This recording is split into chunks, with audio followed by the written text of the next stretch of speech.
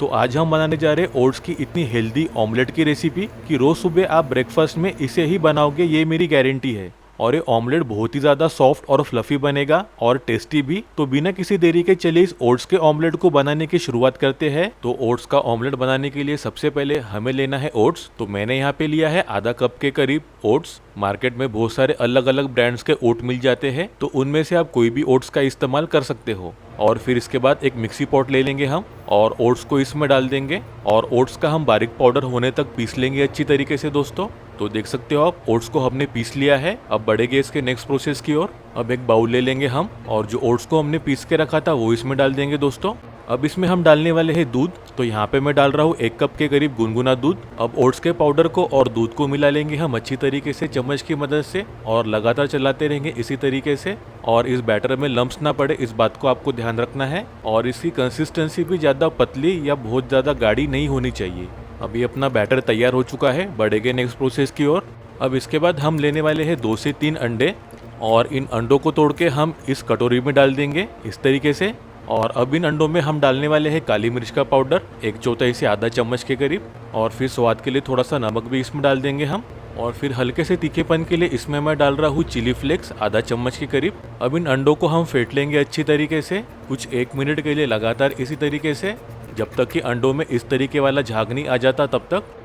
अब जो बैटर को हमने फेंट के रखा था इसमें कुछ सब्जियां डालेंगे। तो सबसे पहले इसमें मैं डाल रहा हूँ एक मीडियम साइज टमाटर। तो टमाटर को हम चॉप कर लेंगे इस तरीके से। अब इसके बाद हम इसमें डालने वाले हरी मिर्च। तो यहाँ पे मैंने 2 हरी मिर्चों को बारीक चॉप कर लिया है। और फिर इसके बाद इसमें डालने वाले हैं प्याज। तो प्याज को भी मैंने इस तरीके से बारीक चॉप कर लिया है दोस्तों।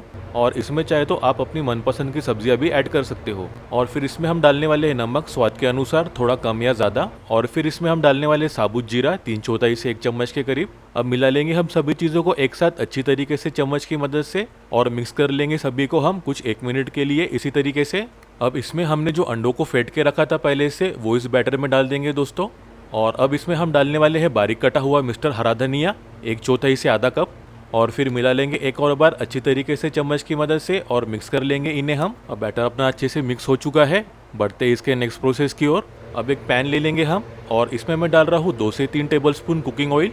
ऑयल अपना गर्म हुआ या नहीं चेक कर लेंगे। तो ऑयल अपना अच्छी तरीके से गर्म हो चुका है।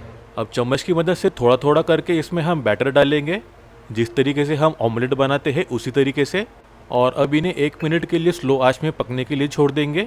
और फिर 1 मिनट के बाद इसके ऊपर हम ढक्कन लगा देंगे और आंच को हम स्लो कर लेंगे। और ओट्स के ऑमलेट को पकने के लिए छोड़ देंगे कुछ 2 मिनट के लिए दोस्तों, जिससे कि ऑमलेट अच्छी तरीके से फूलने लगेगा। 2 मिनट हो चुके हैं। ढक्कन खोलकर चेक कर लेंगे हम। ढक्कन खोलते ही क्या बढ़िया खुशबू आने लगी है इसमें से दोस्तों। और देखने में भी कितना बढ़िया लग रहा है अपना ये ओट्स का ऑमलेट।